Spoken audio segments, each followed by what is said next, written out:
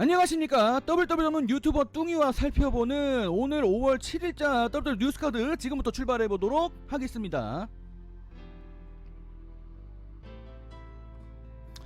자, 오늘 첫 번째 소식은 이제 WWE에서 리바이벌이라는 이름으로 활동을 했었고 지금은 리볼트라는 이름으로 새롭게 활동을 할 예정인 리바이벌 멤버들을 만나보도록 하겠습니다. 이번 주 토크이즈 제리코에 손님으로 출연했다고 하는데 1시간 동안 WWE를 왜 떠났는지, WWE 안에서 어떤 일들이 있었는지에 관련된 여러가지 이야기들을 남겼다고 합니다. 그 1시간 분량의 내용들을 요약을 해봤는데 덱스 허우드와 캐시 윌러 WWE를 왜 떠났는지 지금부터 이유를 살펴보도록 하겠습니다. 자, 리볼트 멤버들이 처음으로 WWE를 떠나려고 했던 그 마음을 먹게 되는 그 계기가 이제 2년 전이었다고 합니다. 레슬매니아 34 그때였다고 하는데 그 당시 레슬매니아 때는 브론 스트로맨과 이제 니콜라스가 더 발을 꺾고 러 태그팀 챔피언의 자리에 오르는 일이 벌어졌었는데 사실 그때도 좀 논란이 됐었습니다.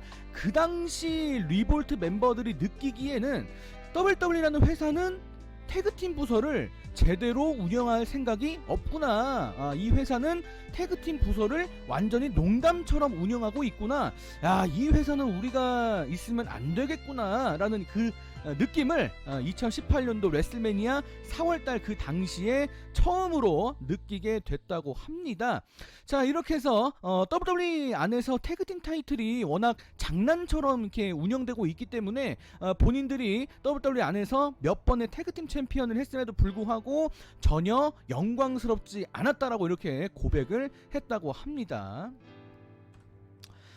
자, 이렇게 계속해서 리볼트 멤버, 당시 이제 리바이벌 멤버였죠. 대신 와일드와 스카터슨이 계속 이제 WWE 측과 좀 의견이 안 맞는 일들이 계속해서 벌어지는데 2018년도 그 당시까지만 하더라도 좀 대화로 이렇게 온화하게 좀 이렇게 풀어보고 싶었다고 합니다. 본인들이 뭘 원하는지 태그팀 부서를 좀 제대로 써달라, 태그팀 부서에 대한 좀 존경심을 좀 보여달라 이렇게 요구를 했는데 여러분 다 아시다시피 그 요구는 받아들여지지 않았고 전혀 상황이 나아지지 않았습니다. 자, 계속해서 상황이 리볼트 멤버들에게 그 당시 막 혹독하고 좀 어이없는 이런 각본들이 주어지면서 이 두 사람이 회사 안에 남을 수 있는 어떤 동기를 전혀 부여하지 못했습니다. 자, 결국 이렇게 시간이 흘러가면서 2019년 1월 중순 어느 날 리볼트 멤버들이 이제 회사 측의 방출을 처음으로 요청을 하게 됐습니다. 참 안타까운 게 처음에 방출 요청을 했는데 우리 회장님께서 이 방출 요청을 진지하게 받아들이지도 않았고 처음에 좀 센 척한다 이렇게 좀 받아들였다고 하는데 상당히 좀 황당한 그런 내용이 아닐 수가 없겠습니다. 자, 그렇게 방출을 거절하고 계속해서 안 좋은 상황이 반복되면서 이제 2019년이 흘러갑니다. 자, 재계약 협상은 계속해서 이어지는데 그동안 언론에서 많이 나왔다시피 돈은 많이 준다고 합니다. 근데 돈을 많이 주는 것은 리볼트 멤버들에게 하나도 중요하지 않게 됐는데 본인들의 캐릭터를 좀 망치려고 하는 그런 시도들이 있었기 때문에 리볼트 멤버들은 재계약 제안을 전혀 받아들일 수가 없었죠. 이걸 받아들이면 본인들 망치는 길일 텐데 당연히 거절할 수밖에 없었다라는 겁니다. 자, 이렇게 2019년 내내 좋지 않은 상황이 악순환처럼 반복됐고 작년 10월달 이제 브랜드가 다시 이제 스맥다운이 폭스로 재창단이 되면서 이제 그 당시 스맥다운 넘어가면서 조금 뭔가 잘 해보려고 마지막 기회를 잡아보려고 했으나 그 당시 스맥다운 넘어간 뒤로 실제로 WWE 상부에서 광대 기믹을 제안했었기 때문에 사실상 그 당시 마지막 남아있던 여지조차도 물거품이 됐다고 합니다. 자, 처음에 이제 회의실에서 그 광대 기믹을 제안받았을 때 우리 스카터슨과 대시 와일더 두 사람이 실성해서 헛 웃음을 이렇게 크게 치는 그런 상황들이 있었다고 하는데, 그 당시 사무실에 같이 있던 빈스 맥맨을 포함한 간부들의 표정이 상당히 정색하는 그런 모습들이 있었다고 합니다. 자, 그렇게 해서 리볼트 멤버들은 이렇게 빠져나와서 리볼트라는 이름으로 다시 탄생을 할 수 있었고, 아마 머지않아 이제 올 엘리트 레슬링과 계약을 체결할 것으로 보이는데, 앞으로 미래에 좋은 일들만 가득하길 바랍니다.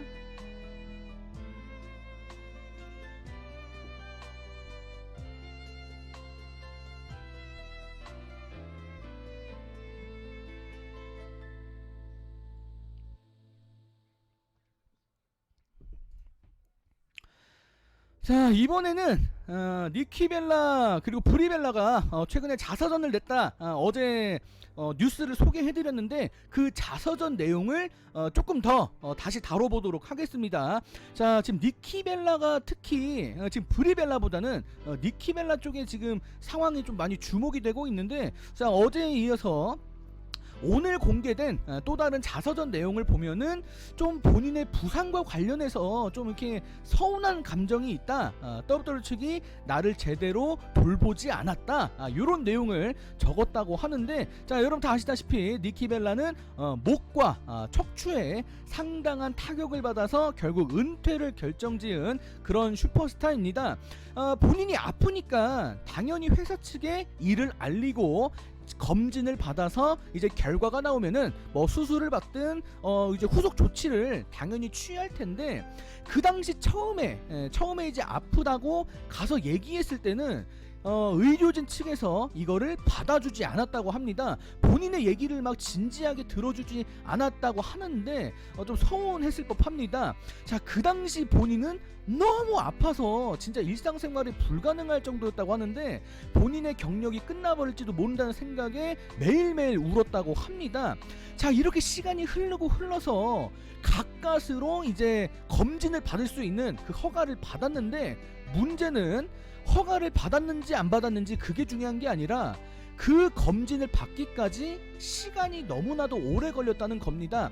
자, 처음에 아팠을 때 검진을 받아서 조치를 취했으면은 그나마 나았을 텐데, 몇 개월 지난 다음에 이제 뒤늦게 검진받고 그때서야 이제 회사가 움직이니까 그때는 사태가 좀 더 심각해졌다는 겁니다. 니키벨라 입장에서는 회사가 나를 방치했다라고 느낄 수밖에 없었다고 자서전에 내용을 기술했다고 합니다. 자, 이거는 니키벨라의 개인적인 생각이지만 WWE 안에 좀 성차별적 그런 요소가 남아있다, 내가 그걸 좀 당한 것 같다, 이렇게 얘기하면서, 만약 본인이 남자였으면은 회사가 그렇게까지 좀 뭉퉁거리지 않았을 것 같다, 이렇게 글을 써서 지금 많은 팬들의 여러가지 의견을 자아내고 있다고 합니다.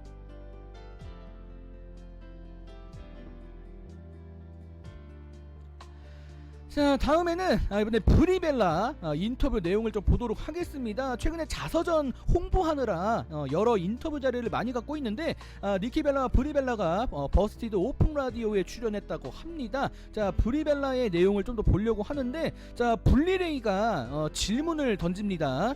빈스 맥맨과 너희들의 관계는 어떠니? 평소에 대화할 때 빈스 맥맨 어떤 스타일이니? 이런 질문을 했다고 하는데, 당연히 무섭다고 합니다. 모든 사람에게 두려운 존재라고 하는데, 근데 알고 보면은 따뜻한 면도 존재한다라는 겁니다. 어떻게 보면 당연한 얘기인데, 한 기업을 이끄는 장으로서 모든 사람한테 매일매일 공평하게 너그럽게 온화하게 대할 수는 없는 노릇입니다. 빈스 맥맨도 비슷한 느낌이 들 것 같은데, 사무실 안에서 뭐 바깥의 다른 공간에서는 모르겠는데 사무실 안에서 마주보고 차근차근 대화할 때는 빈스 맥맨도 나름 젠틀하다, 스윗하다, 그렇다라는 겁니다. 그렇기 때문에 빈스 맥맨에 대해서 너무 편견을 가질 필요는 없다, 요게 핵심적인 주제가 되겠습니다. 자, 브리벨라가 이 얘기를 괜히 하는 게 아니라, 사실 WWE 안에서 좀 빈스 맥맨과 관계가 좋지 않아서 회사를 떠난 사람들이 상당히 많은 걸로 이제 알려지고 있는데, 브리벨라가 하고 싶었던 말은 아무리 빈스 맥맨이 좀 대하기 힘들고 본인과 안 맞을지는 몰라도 계속해서 방법을 찾고 가서 부딪혀보고 최선의 방법을 찾아서 좀 해결책을 잘 찾아봐라. 빈스가 그렇게 깝깝한 사람은 아니다. 요렇게 좀 편견을 갖지 말아라. 요거를 알려주고 싶었다고 하네요.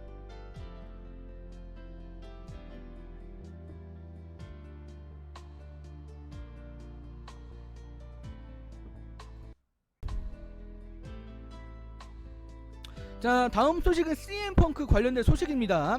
어제 뉴스를 보신 분들은 아시겠지만 지금 스맥다운 TV쇼에 지금 정체를 드러내지 않고 있는 해커의 새로운 정체가 CM펑크다 라는 현지 몇몇 팬들의 주장들이 있었습니다. 상당히 많은 주목을 끌었는데 안타깝게도 이 소식이 하루 만에 번복이 됐습니다. 링사이드 뉴스가 WWE 측에 직접 문의를 해봤는데 지금 해커의 기믹과 CM펑크는 전혀 상관이 없다라는 대답을 들었다고 합니다. 어제 해커가 CM펑크의 예전 대사를 거론했었는데 그 예전 대사를 거론했던 것은 그냥 폭스 네트워크에서 그냥 관심 끌려고 그런 거다, 이런 대답을 들었다고 합니다. 지금 현재 폭스 채널이 스맥다운 TV쇼를 방영하고 있고 CM펑크를 계약한 그런 회사이기 때문에 지금 이 상황은 그냥 스맥다운 TV쇼를 좀 많이 홍보하고 사람들이 이거에 대해서 많이 떠들게 만들려고 그냥 어그로를 끈 것이다, 요런 결론이 나왔습니다. 자, 이 밖에도 현지 팬들은 CM펑크가 해커가 아닌 이유, 요거를 지금 공개하고 있는데 문신의 여부입니다. 해커의 오른손에는 문신이 없는데 CM펑크의 오른손에는 문신이 있습니다. 그렇기 때문에 CM펑크는 절대로 해커가 될 수 없다라는 지금 의견이 많이 올라오고 있는 상태입니다. 자, 한편 이 소식들이 나가고 난 뒤에 CM펑크는 본인의 또 복귀설로 시끌벅적한 하루를 보냈는데 지긋지긋하다라는 그런 반응을 보였다고 합니다.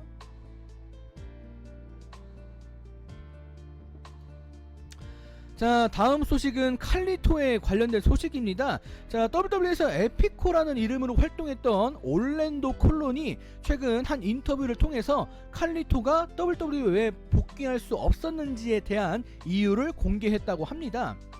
자, 작년 여름 가을쯤에 실제로 있었습니다. WWE가 칼리토를 복귀시키기 위해서 계약을 제안했다라는 내용이 공식적으로 알려진 바가 있었는데 결과적으로 지금 아무 소식이 들려오지 않았죠. 결과적으로 칼리토와 WWE의 계약은 이제 없던 일이 됐는데 올랜도 콜론이 그 이유를 공개했습니다. 자, 일단 빈스 맥맨이 칼리토의 복귀를 원했다고 합니다. 이거를 프리모와 에피코 두 사람도 알고 있었고 회의에 참석을 했었다고 합니다. 아마 3명을 같이 활동시키려고 했던 것 같은데 안타깝게도 시간이 흐르면 흐를수록 소식이 들려오지 않았다고 합니다.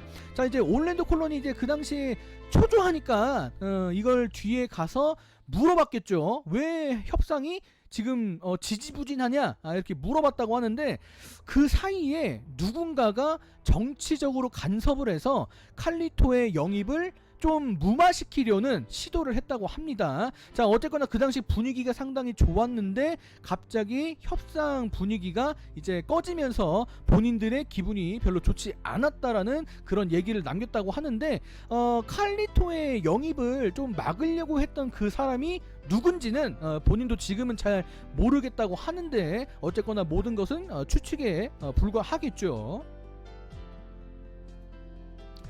자, 그럼에도 불구하고 지금 이 인터뷰 기사를 인용 보도하고 있는 매체들의 기사 내용을 보면은 아무래도 슈퍼스타들의 계약을 추진하는 사람이 트리플 H다 보니까 트리플 H가 칼리토에게 조금 엉터리 계약을 제안한 게 아니냐라는 그런 의심을 하고 있는데 어쨌거나 이 내용도 결국에는 그냥 언론사의 추측일 뿐 사실 여부는 아무도 모를 것입니다.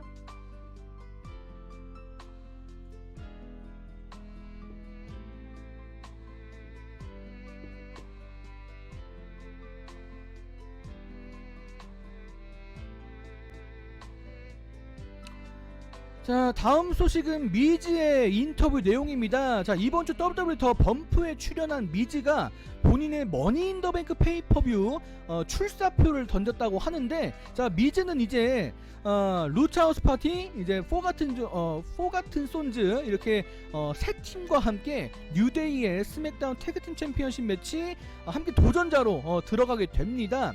자, 본인에게 계획이 있다고 하는데, 미즈가 밝힌 바에 따르면은 일단 같은 악역팀인 포 같은 손즈와 연합을 할 것이다 라고 밝혔습니다. 일단 연합을 해서 선역팀인 뉴데이와 루차하우스 파티를 먼저 제압할 것이다 라고 했는데, 뉴데이와 루차하우스 파티를 제압한 뒤에 그들이 힘을 쓸 수 없는 상태가 되면은 그때 본인들이 나서서 포 같은 손즈를 상대로 승리를 얻어내겠다, 요런 계획을 밝혔는데, 자, 여기서 문제가 끝나면 재미가 없죠. 사실 지금 미즈가 이런 계획을 방송에서 얘기했다는 게 지금 주목을 끌고 있습니다. 이거는 이제 존 모리슨과 본인 둘만 갖고 있어야 될 이야기인데, 이거를 방송에서 얘기했다는 겁니다.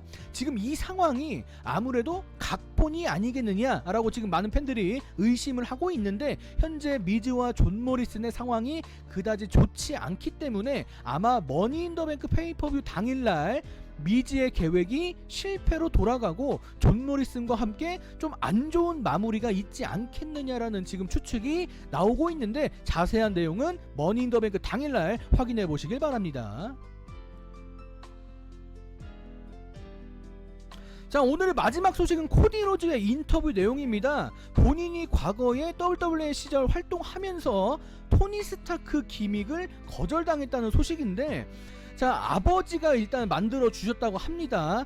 토니 스타크와 비슷한 배경 그리고 비슷한 외모를 갖고 있는 어떤 캐릭터를 본인 아버지께서 만들어 주셔가지고 이거를 갖고 WWE 상부 측에 달려가서 이거를 제시하고 좀 협상을 하는 그런 시간이 있었다고 합니다. 본인도 아버지께서 주신 거라 상당히 기대감이 컸다고 하는데, 안타깝게도 WWE에서는 이걸 받아주지 않았습니다. 토니 스타크 기믹은 버리고 대신 스타더스트 기믹을 준 것이죠. 자, 코디 로드는 상당히 이게 아쉽겠습니다만, 본인의 스타더스트 캐릭터도 나쁘진 않았다. 다만 내가 스타더스트 캐릭터를 제대로 소화하지 못했기 때문에 내가 잘 되지 못한 것은 그냥 내 잘못이다, 이렇게 강조하는 말까지 남겼다고 합니다.